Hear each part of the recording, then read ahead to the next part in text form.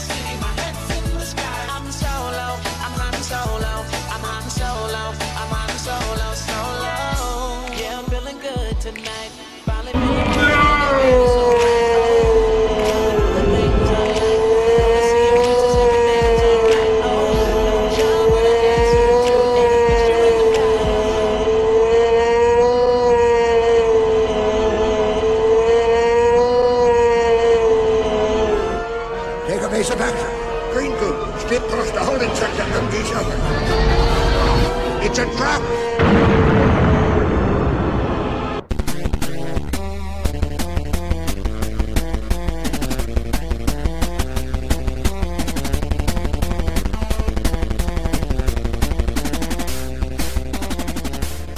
Oh, for Christ's sakes, of all the freaking morally bankrupt, pandering, money-grabbing marketing schemes that George Lucas has come up with, now we have this?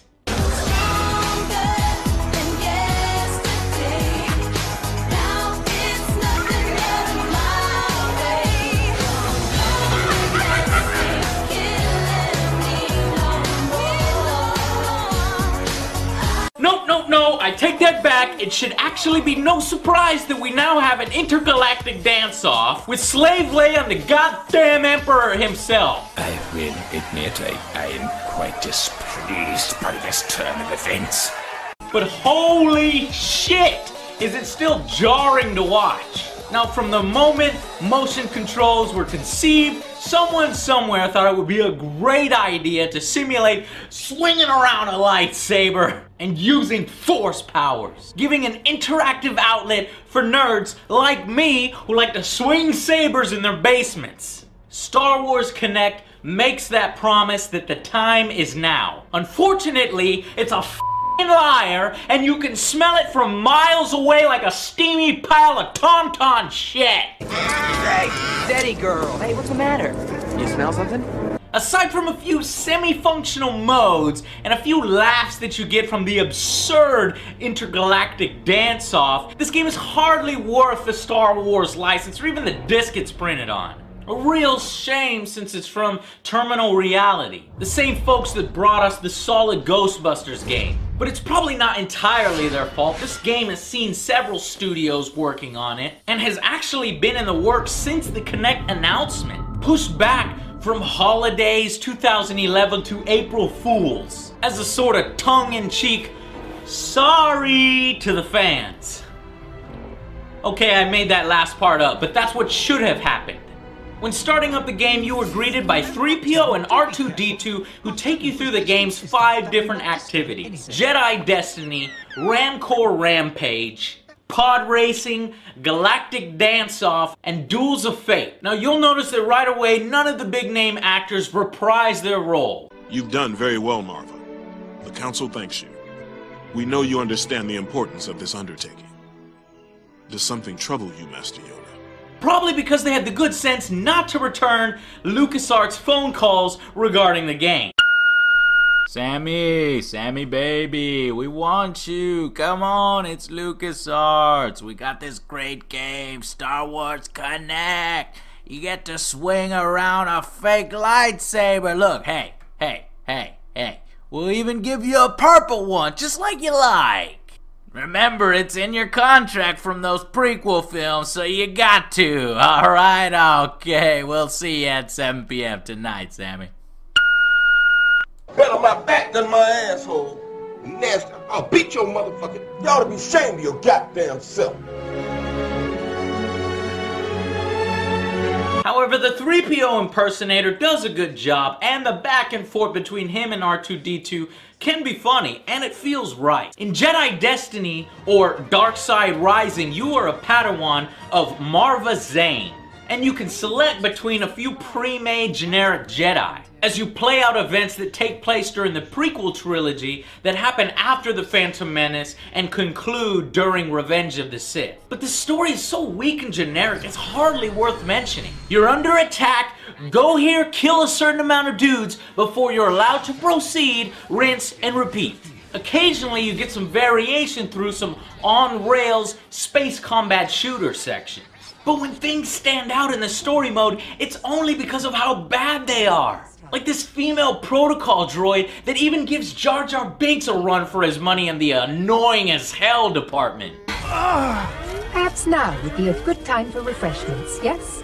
We have spiced tea, fine cap, Is everyone okay? mist water, blue milk, Anyone hurt? joa juice, fizzy glug. I've been told the fizzy glug is very good. Perhaps not. Very well then.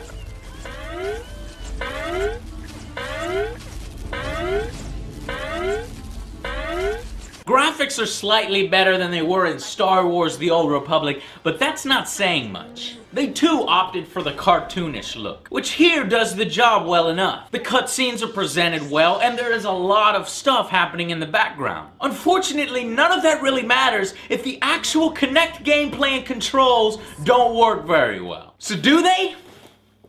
Yes and fucking no! They only work when they want to, and I can't figure out any rhyme or reason to it. It is certainly not a smooth experience. Deflecting shots in a figure 8 is dangerously close to the slashing maneuvers, and the Kinect just isn't accurate enough to tell what is what, which is kind of needed in a game of fast reflexes. To top it off, while the droids that you fight during the entire game are relatively easy to kill, there are some extreme difficulty spikes. Out of nowhere, they'll fill your entire f***ing screen with a shitload of enemies.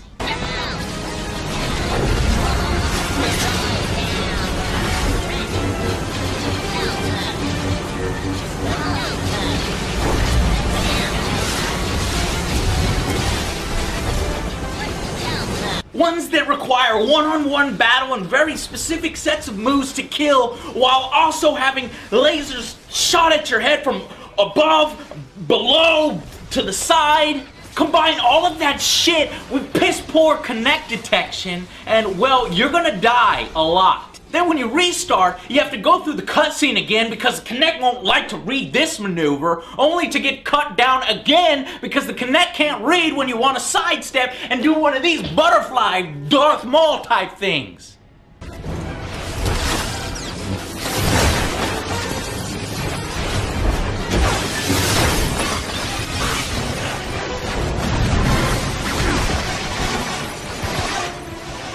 Then after all that, you go up into space, and these space combat sections are relatively accurate and precise. What?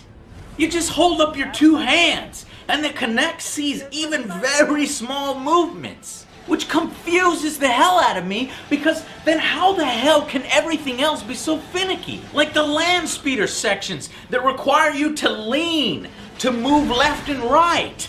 Those fucking suck! Fuck! But you...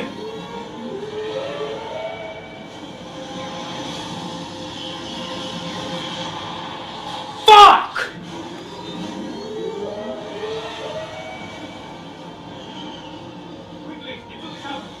If I hear that one more fucking time...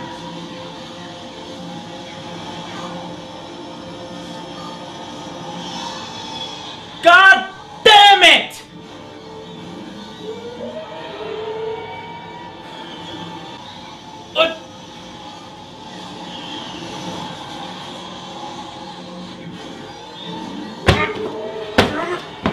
Fuck! Shut the fuck up! The fucking Kinect cannot handle leaning. You can't lean with the Kinect. The Kinect does not understand this. Any game that requires you to lean, whether it's freaking Sonic Freeriders or fucking Star Wars Kinect, the Kinect can't read leaning, alright? Stop putting it in these games. Or do it right. Fuck!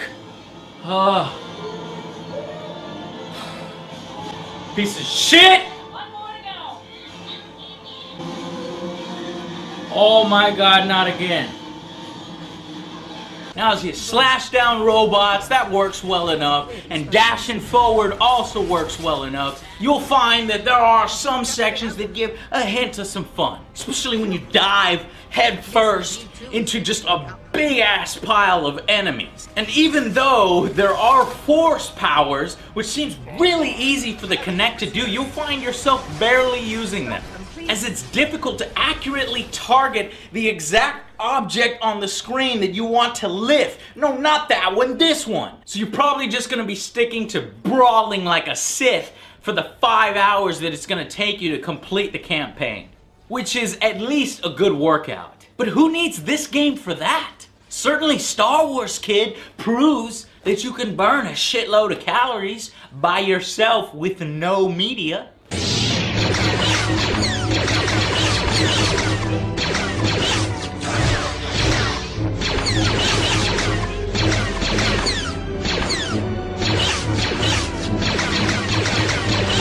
Perhaps the most disappointing thing of all in this game is that dueling with other Force user, other enemies and Sith is easily the weakest and most unfun minigame of them all. Hello! This was the one mode that everybody was looking forward to. The one mode that you're supposed to get right. No, instead it boils down to blocking for a certain amount of time. Up, down, left, right, up, down, left, right. Which then leads into a clash where you must throw back your enemy at a certain point in time, which then opens up your ability to slash them for a certain amount of time. And don't bother going all out, because no matter how well you perform, you will not be able to kill your opponent until you've gone through at least 3 preset rounds that reset in between each.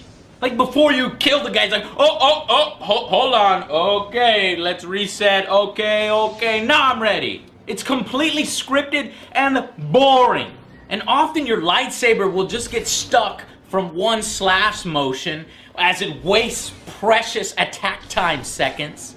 This makes Duels of Fate completely unappealing. As in this one, it takes those sections from the campaign and it gives them an insane, crazy time limit that you need to complete it in. The problem is, the game sees fit to waste a bunch of seconds as it goes through these unskippable and animations that you can't do shit in. You can't do shit. That's what this mode is. You can't do shit. Rename this mode Can't Do Shit mode. I don't understand after how so many years and games that the Kinect is still having problems. The only reason that Rancor Rampage works any better is because it is literally designed for you to flail your arms around like a idiot. In this mode, your goal is to go crazy and shit up like a special needs Rancor.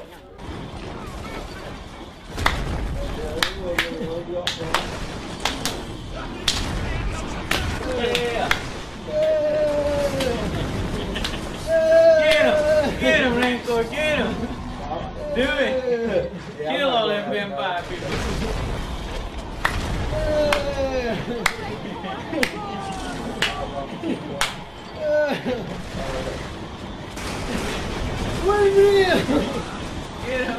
You can jump, swing your arms around, pick up people, throw them, eat them to recharge.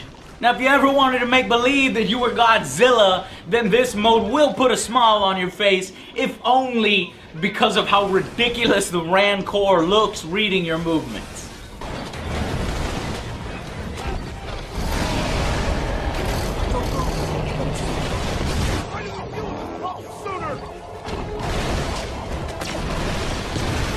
Imperial speeder bikes have arrived. What's next?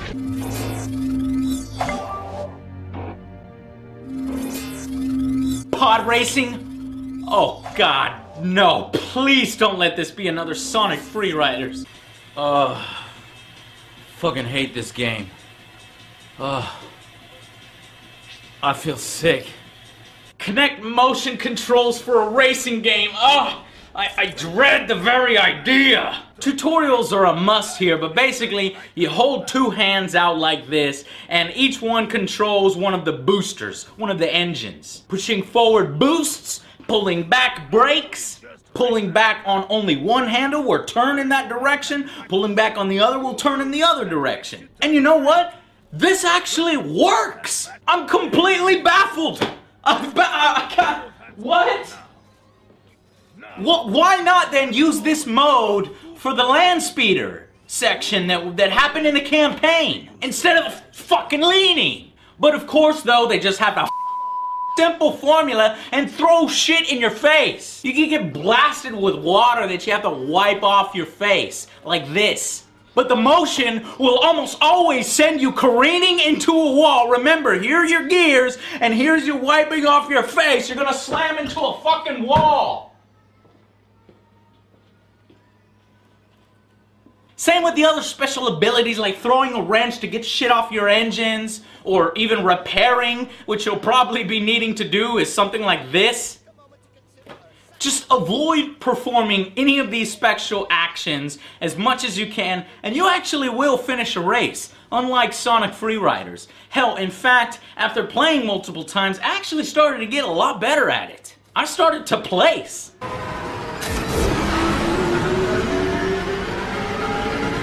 That's a win for Team Watto! An incredible opener to the first race of the season. Who would have thought that Team Watto would even place? But the mode quickly shows how limited it is. It's the only mode in the game that's single player only, no cooperative, so you can't do two players. There's no online mode to speak of, so you can't race with your friends. So you're gonna quickly grow bored with the handful of tracks and extras that you're given here. Pod racing surprisingly works a lot better than some of the other modes in the game. Go figure. Finally, we have the infamous dance-off. The mode that every passing fan does a double take on.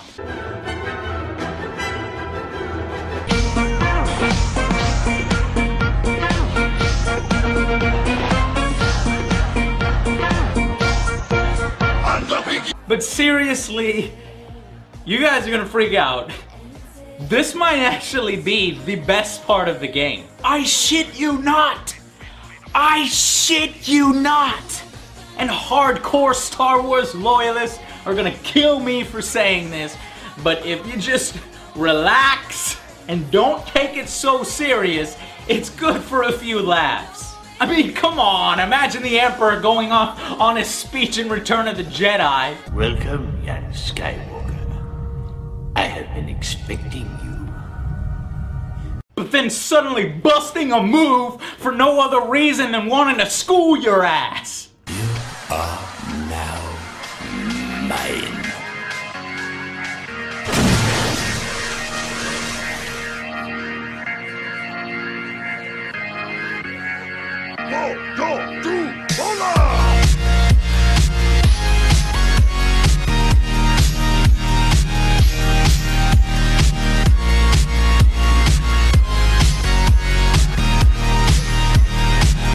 Easily the most functional dance mode since Dance Central, which is good because it essentially rips off Dance Central exactly. Well, everything except for the tutorial mode. The mode that actually shows you how to do the individual dances. Which is a shame, but considering that they reuse a lot of moves over the 15 different songs, you're probably not gonna miss it that much. But it definitely could have been used since the moves do get pretty hard in the advanced level settings. Let's say they get kind of acrobatic.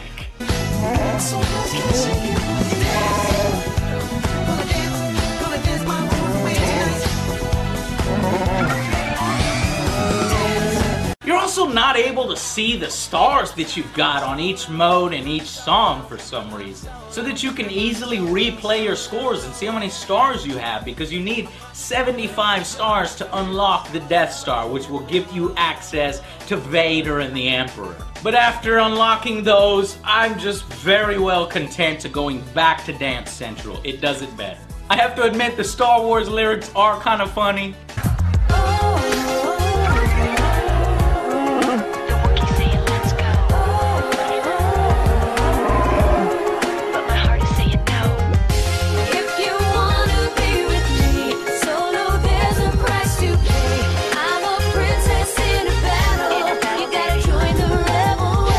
So maybe I'll just whip this one out when I want to see my favorite Star Wars hardcore friends have their childhoods just crushed right in front of their eyes.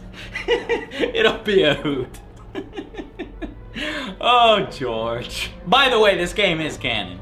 The final verdict for Star Wars Kinect is a 3 out of 10. Without the wacky-ass dance mode, this game would have fared far worse. With no online modes for either racing or dueling, a big chunk of the game feels missing. And if you're going through the trouble of actually offering a campaign, then you really need to put a little bit more effort into the storytelling and the writing. And definitely giving us better encounters during them.